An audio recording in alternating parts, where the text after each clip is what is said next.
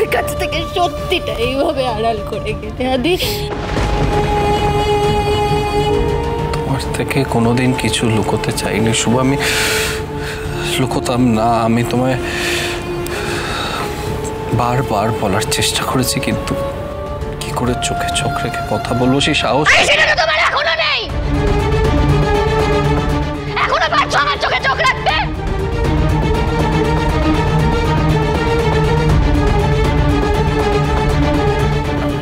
I tried, চেষ্টা করেছিলাম, পারিনি। এই ভয়ে এসে তুমি যদি সত্যিটা জানার পর আমায় ঘেন্না করো। ঘেন্না? রাগ? ভয়? আমি বুঝতে পারছি না তোমাকে কি করবো আদি। আমার কি করা উচিত তোমাকে? আমি সত্যি বুঝতে পারছি না আমার কি করা উচিত তোমাকে। আমাদের সম্পর্ক, বিশ্বাসের উপর যে বিশ্বাস, আমাদের সম্পর্কের ভিত, সেটাকে তুমি ভেঙে ফেলেছো আদি। তাসের ঘরের মতো ভেঙে দিয়েছো। কি করবো আদি এবার? আমি কি করবো? তো তোমরা বলো, আমি কি করবো? আমি কি করবো আদি? আমি সহ্য করতে পারছি না তো, আমি সহ্য করতে পারছি না। মানে তুমি এই যে কাজটা করেছো, এটার জন্য আমি যতটা না আঘাত পেয়েছি না, আমি তার থেকে অনেক অনেক বেশি আঘাত পেয়েছি। তুমি আমার কাছ থেকে সত্যিটা লুকিয়ে গেছো আদি। আমার কষ্ট হচ্ছে, আমার খুব কষ্ট হচ্ছে। তুমি আমার কাছ থেকে সত্যিটা লুকিয়ে গেলে আদি। আমার কাছ থেকে সত্যিটা লুকিয়ে গেছো আদি। তুমি আমার কাছ থেকে সত্যিটা লুকিয়ে গেছো। তুমি আমার বিশ্বাস ভেঙে দিয়েছো আদি। তুমি আমার বিশ্বাস ভেঙে দিয়েছো। আমার বিশ্বাসকে তুমি ভেঙে দিয়েছো। তাসের ঘরের মতো ভেসে গেছে, ভেঙে গেছে আমার বিশ্বাস আদি। আমি তোমাকে আর কোনোদিনও বিশ্বাস করতে পারবো আদি? আমি আর কোনোদিনও তোমায় বিশ্বাস, ওকে কেন, আমি আর কাউকে কোনোদিনও বিশ্বাস করতে পারবো বলো তো? হ্যাঁ, আর কোনোদিনও আমি বিশ্বাস করতে।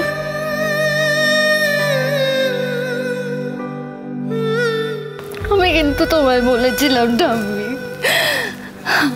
আমি তোমায় বলেছিলাম ঠাম্মি, আমার খুব ভয় করছে।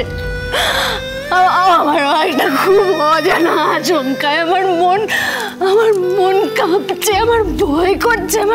আমার খালি মনে হচ্ছে ঠাম্মি কিছু একটা হতে চলেছে। তুমি আমায় বলেছিলে না, সময় সব ঠিক করে দেবে। কি সময় দেখতে হলো ঠাম্মি? আমাকে এটা কি সময় দেখতে হলো? আমার কি দোষ ছিল? তুমি আমাকে বলো, আমার কি দোষ ছিল? কি দোষ ছিল?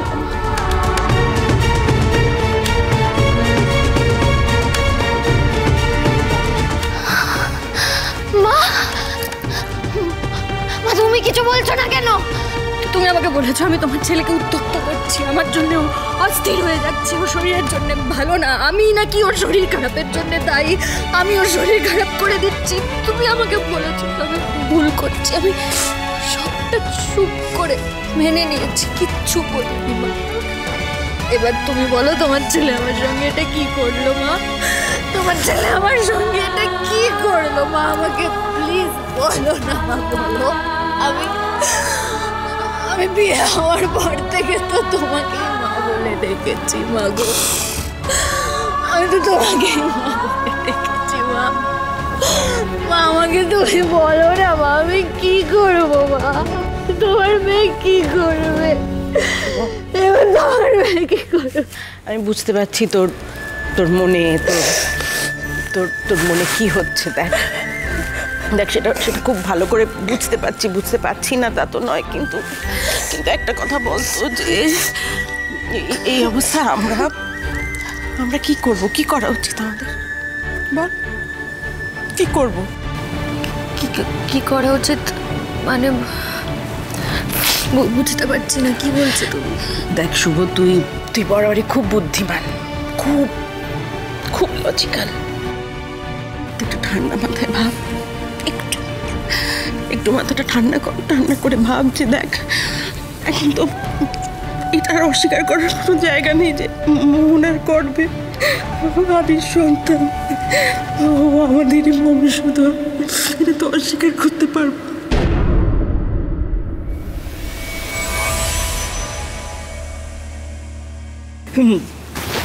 আমার একটা কথা শুনবি? একটু ঠান্ডা মাথায় আমার একটা কথা শোন। দেখ, তুই তো মা, তুই মায়ের মন দিয়ে একটু বা মায়ের চোখ দিয়ে একটু তাকে ওই যে মোহনার গর্ভে যে সন্তান আছে তার তো কোনো দোষ নেই, ওইটুকু একটা বাচ্চা, তার তো কোনো দোষ নেই। আদির ওপর তার অধিকার আছে, আমি তো তাকে বঞ্চিত করতে পারি না। পারি কি? পারি না তো।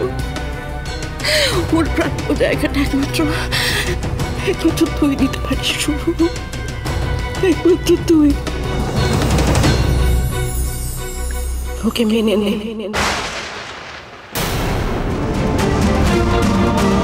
ওকে মেনে নে শুরু, কারণ ও শুধু একা মোহনার সন্তান নয়, ও রায় বাড়ির বংশধর।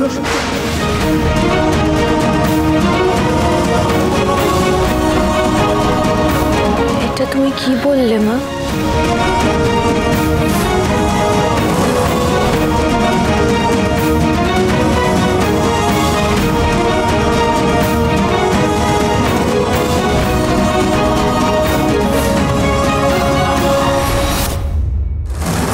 মা কি বলছে? কি বলছে মা এটা? বড় বৌমা, এটা তুমি তুমি তুমি কি বলতে চাইছো? শুভ, আমি কি ভুল কিছু বলছি বল? তুই নিজে বল না, আমি মা হয়ে আদির সন্তানকে কি করে অস্বীকার করবো? কি করে? তুই নিজে একটু ভেবে বল। এতক্ষণে খেলাটা আমি ঠিক যেদিকে চাইছিলাম সেই দিকে ঘুরেছে। আন্টি,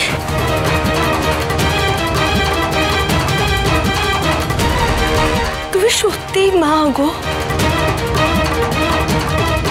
একমাত্র তুমি না আমার কষ্টটা বুঝতে পারলে।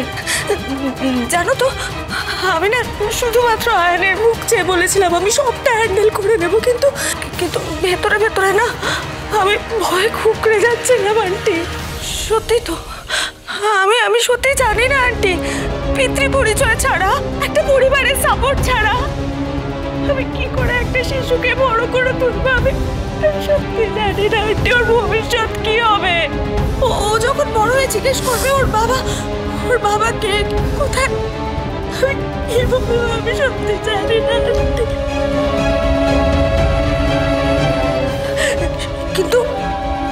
কিন্তু না, আমি চাইনি আয়নকে আমার জন্য তোমাদের সামনে ছোট হয়ে যেতে দিতে।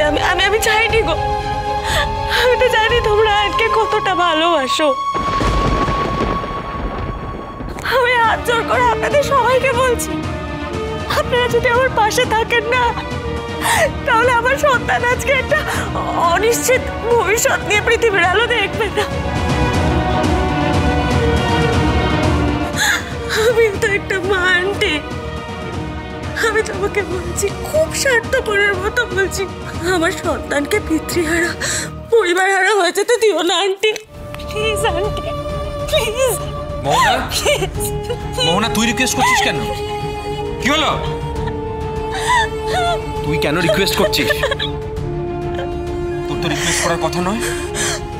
এই সিচুয়েশনে রিকোয়েস্ট করার কথা, ক্ষমা চাওয়ার কথা, সে ক্ষমা চাইবে যার জন্য এই সিচুয়েশনটা তৈরি হয়েছে।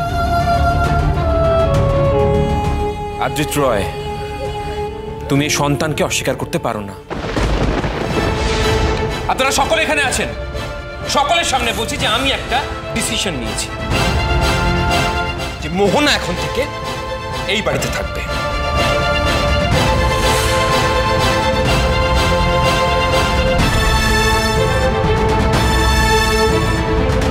দাদা, তোর এই রাগটা যে আমাকে কিভাবে হেল্প করলো তা যদি তুই বুঝতিস।